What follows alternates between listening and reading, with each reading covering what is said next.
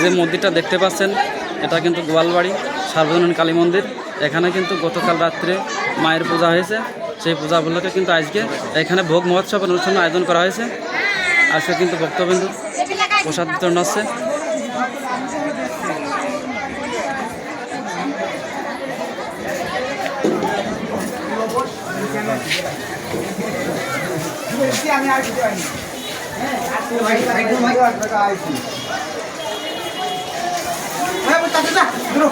এই ঘরটার মধ্যে কিন্তু ঠাকুরের প্রসাদ লাগানো হয়েছে।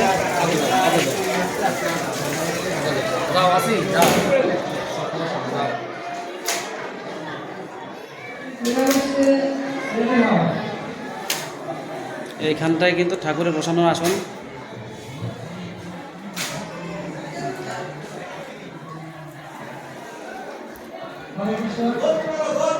এই দাদা কিন্তু ভোগ মাখানোর কাজ করছে।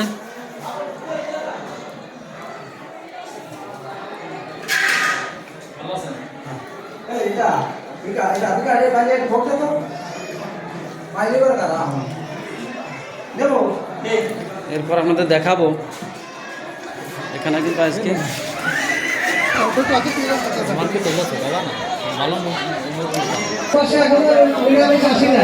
এখানে কিন্তু ভক্তদের প্রসাদ রান্না করে রাখা হয়েছে। এখান থেকে সবাই নিয়ে যাচ্ছে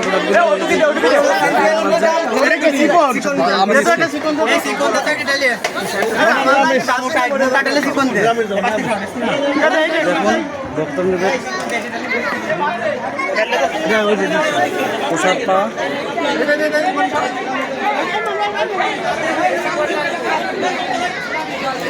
বিশাল বিশাল লাইন কিন্তু এখানে কিন্তু অনেক বড় জায়গা, তারপরে কিন্তু ভক্তবৃন্দ কিন্তু পরিপূর্ণ হয়ে গেছে। আরও অনেক ভক্তবৃন্দ কিন্তু বাইরে আসে, এলোমেলোভাবে ঘুরছে। তারা কিন্তু এই এনাদের প্রসাদ পাওয়ার পরে কিন্তু তারা আবার বসবে।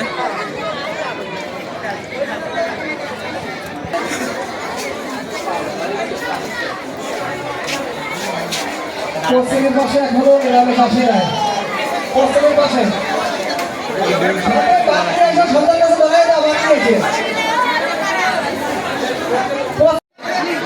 দাদা, ও দাদা, দাদা নমস্কার।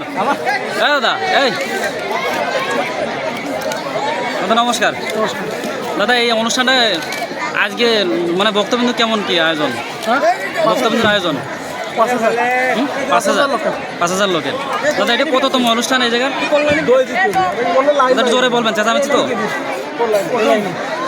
না। এই ভোগরাগ অনুষ্ঠানটি এই গ্রামে কত বছর ধরে আসছে? এই অনুষ্ঠানটার কততম এইটা?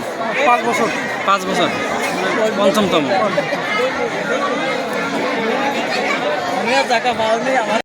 এখন কিন্তু ভক্তবৃন্দের প্রথম বেড়ে প্রসাদ পাওয়া কিন্তু শেষ হলো। ভক্তবৃন্দ কিন্তু তাদের প্রসাদ শেষে এখন কিন্তু উঠে যাচ্ছে তারা।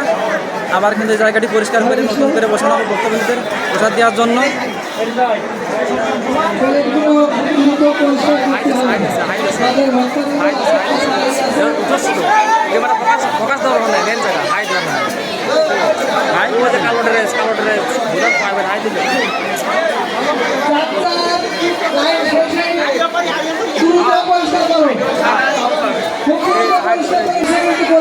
দেখুন, পরিষ্কার করার আগে কিন্তু ভক্তবৃন্দরা আবার কিন্তু নতুনভাবে বসে গেছেন প্রসাদের নেওয়ার জন্য।